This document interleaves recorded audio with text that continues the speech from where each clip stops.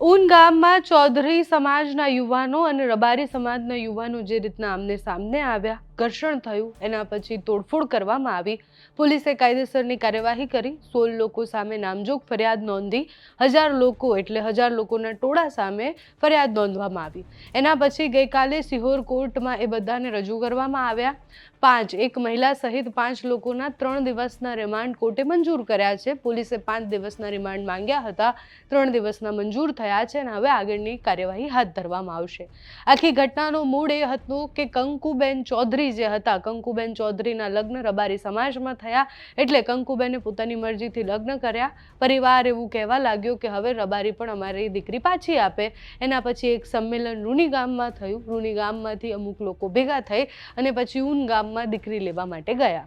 દીકરી લેવા માટે ગયા એટલે કંકુબેન તો ત્યાં રહેતા નથી. ત્યાં જ્યારે ગયા ત્યારે રબારી સમાજના યુવાનો અને ચૌધરી સમાજના યુવાનો આમને સામને આવી ગયા. ઘર્ષણ એટલું બધું વધી ગયું, ટોળું એટલું બધું મોટું થઈ ગયું કે ટોળાએ પોલીસ પર પણ પથ્થરમારો કર્યો. પોલીસે લાઠીચાર્જ કરવો પડ્યો, ટીયર ગેસ છોડવા પડ્યા અને એના પછી થઈ ફરિયાદ. એ 16 લોકોની જેની સામે ફરિયાદ થઈ છે એમાંથી મોટાભાગના આગેવાનો જે ભડકાઉ ભાષણ આપી રહ્યા હતા, જે આખો મામલો ઉગ્ર થાય એવા ભાષણ આપી રહ્યા હતા, એ બધા સામે ફરિયાદ કરવામાં આવી. એમાં 2 પત્રકારના નામ પણ છે, દિલુ ચૌધરીથી લઈને રમેશભાઈનું નામ છે. એમની સામે પણ પોલીસ હવે કેવી રીતના કાર્યવાહી કરે છે અને કયા ગુના હેઠળ એમને લઈ ગયા છે એ પણ સ્પષ્ટ કરવું ખૂબ જરૂરી હોય છે. આખી ઘટના બની એમાં પોલીસ અત્યારે એ ગામમાં જઈને પણ મીટિંગ કરી રહ્યા છે. એટલે ગામના લોકો નહોતા. એ ફરિયાદ તમે ધ્યાનથી જુઓ તો તમને ખબર પડે કે એમાં ગામના લોકો નહોતા. જે રૂની ગામ હતું ત્યાંથી લોકો આવ્યા હતા, સાથે જ પાટણ અને અલગ અલગ જગ્યાથી જે આગેવાનો આવ્યા હતા એ બધા જ આગેવાનો ત્યાં ગામ પહોંચ્યા હતા અને પછી તોડફોડ અને બબાલની શરૂઆત થઈ. ધીંગાણાની શરૂઆત થઈ.